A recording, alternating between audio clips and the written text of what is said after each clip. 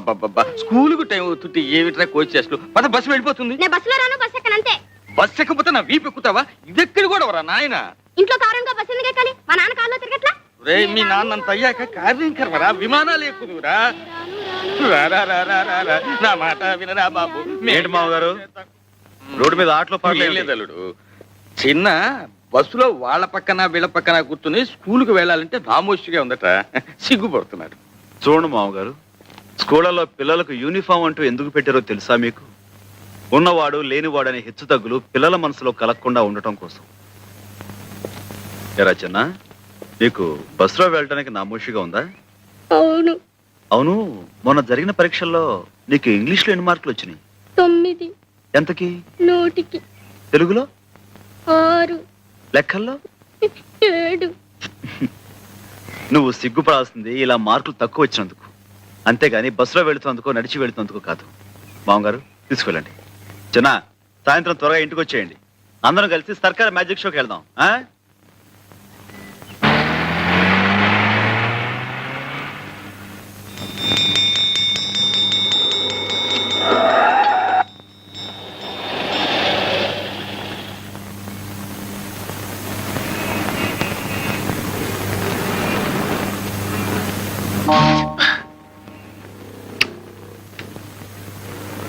ఏంట్రా పడుకున్నావు?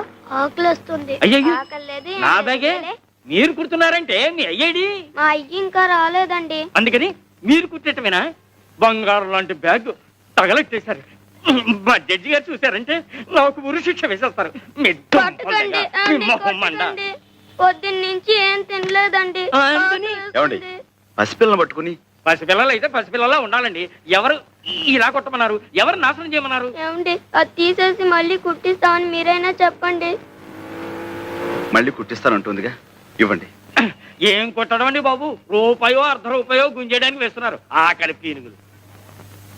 ఇటువంటి బాబు బాబు, మీకు ఈ పిల్లల మీద జాలి కలుగుతుంటే వాళ్ళ కడుపులకింత తిండి పెట్టించండి, అంతేగాని నా బ్యాగ్ మీద మాత్రం ప్రయోగం చేయొద్దు. మీరేం కంగారు పడకండి, మీకు నచ్చకపోతే మరో కొత్త బ్యాగ్ కొనిస్తాను. అలా కూర్చోండి. ఏమండి, వద్దండి, మీకు చేత కాదు, చాలా కష్టమైన పని. నాకు చేత కాకపోతే నేర్పుదు గాని నేర్చుకుంటాను. నేర్పడాలు నేర్చుకోవటాలు నా బ్యాగ్ మీదేనా? గొప్ప పనిమంతుడివే, ఏమిటో అనుకున్నాను. చెయ్యి బహువాటంగా తిరుగుతోంది. ఎవరు బాబు తమరు?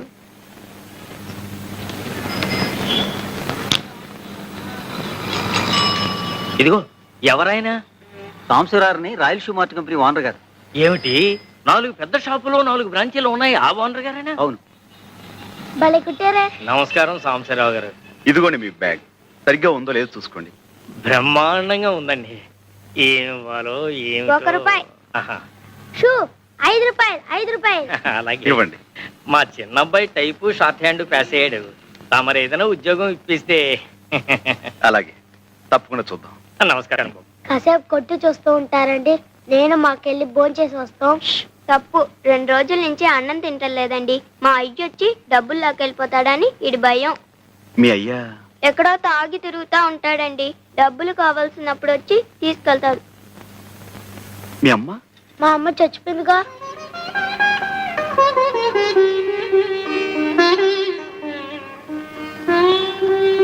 రండి, నాతో రండి. ఎక్కడికి? మీకు ఆకలివుతుందన్నారుగా, నువ్వు ఇక్కడే ఉండి వీళ్ళ నాన్న రాగానే మన ఫ్యాక్టరీ తీసుకురా. ఎక్కండి. సాయిరమ్మా, మార్నింగ్ స్టార్, సైజ్ నెంబర్ 8. ఉండవే, ఏం రాసావే? నేను సార్ సార్ అంటుంటే ఏమిటి ఏమిటి ఏమిటి ఇంట్లో లాగా చెప్పండి. Morning star. నమస్కారం సార్. నమస్తే. Morning star, size number 9. ఏం కావాలి? 85. బంగారు సార్, దగ్గరుండి వీళ్ళకి ఏం కావాలో చూడు. మీరండి అమ్మా. చూడండమ్మా. మీ సెలక్షన్ అయిపోయిందా సార్? ఏంటి, చెప్పులు చూపిస్తున్నావా? లేటెస్ట్ వచ్చి ఇవి చూడండి సార్. ఇలాంటి చూపించవయ్యా. రండి అమ్మా. చెప్పులు బాగున్నాయి. పదండి. ఇందులో 9 సైజ్ ఉందా? మరడయా, లోపలికి వస్తారా?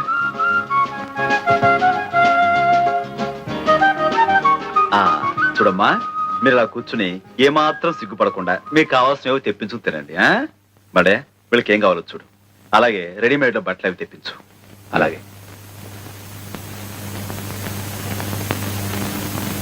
అది ఇంకో కొట్ట కాదు, అది సాంబశివరావు గారి పూజ గది.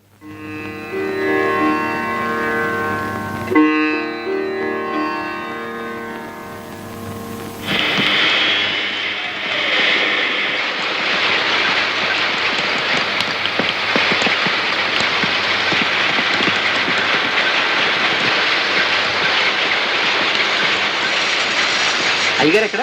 లోపల ఉన్నారు. చూడు. సార్ ఆ పిల్లలు నాన్నొచ్చాండి. నువ్వేనా? నమస్కారం బాబు. ఇందాక తమరు మా షాప్కి వచ్చారంట. మా ఆవిడ ఆసుపత్రిలో ఉంటే అక్కడికి వెళ్ళాను బాబు. క్షమించండి బాబు. ఆహా, హాస్పిటల్లో ఉందా? చెప్తాం బాబు. ఆవిడికి ఎలా ఉంది ఇప్పుడు? ఆపరేషన్ చేస్తే కానీ బతికి పట్ట కట్టదన్నారు బాబు. పెట్టలేదన్నా 200-300 కావాలి. ఇప్పుడు ఎక్కడి నుంచి తెచ్చాను? ఏరా, మీ అమ్మ హాస్పిటల్లో ఉంటే చచ్చిపోయిందని చెప్పేవేమిటి? నిజమండి, ఎప్పుడో చచ్చిపోయింది. ఆయన ఎప్పుడు ఇంతే, అన్ని అబద్ధాలు. అయ్యా, బాబు గారే మాకు ఈ బట్టలన్నీ కొనిచ్చారు. క్షమించండి బాబు. తాగుబోతు సచ్చినోడిని. అందరిలాగే మీ దగ్గర అబద్ధం చెప్పాను బాబు.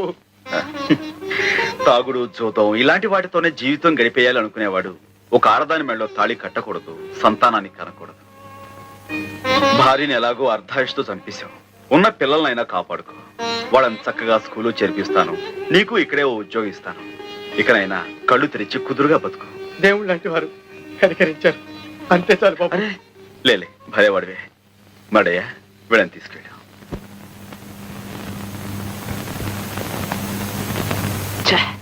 కాంతమ్మా, ఏం బాబు? ఇది కాఫీయా టీయా?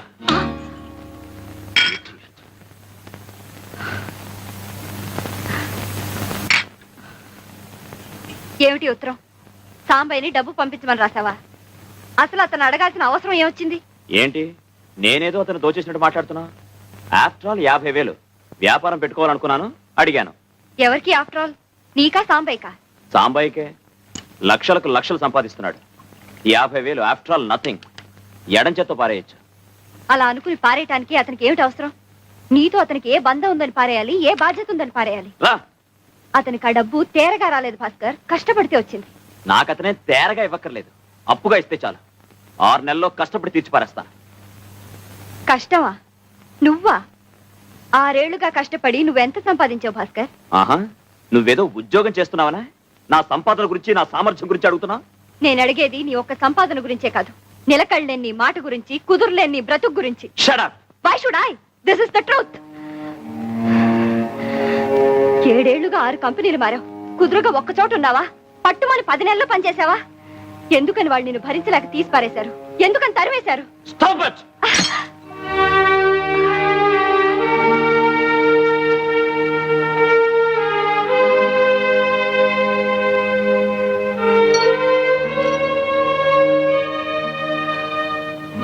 మగవాడి బలహీనత గురించి ఆడది ప్రశ్నించడం మొదలు పెడితే చెయ్యిలాగే పైకి లేస్తుంది. నాకు సరైన ఉద్యోగం దొరకలేదు అని నువ్వు తప్పించుకు తిరుగుతున్నా నేను సహించాను. నా సంపాదన మీదే నీ జల్సాలన్నీ తీర్చుకుంటున్నా సరిపెట్టుకున్నాను.